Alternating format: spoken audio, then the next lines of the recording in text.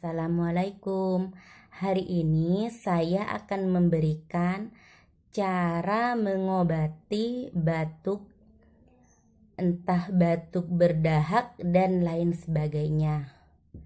Caranya dengan menekan jari manis.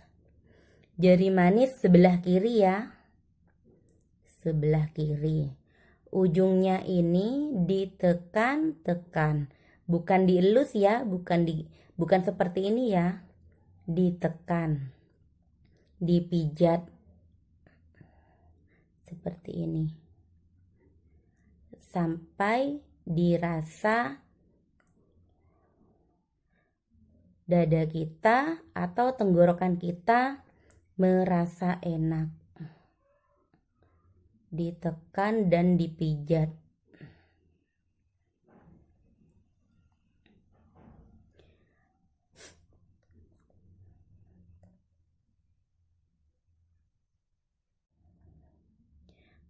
Apabila masih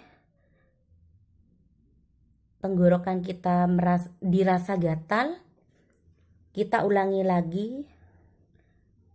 Jari manis ujungnya ini ditekan-tekan, dipijat sampai terasa tenggorokannya agak enakan.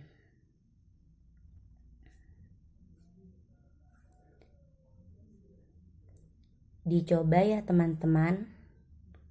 Semoga video ini bermanfaat. Jangan lupa like, komen, dan subscribe video ini ya. Assalamualaikum.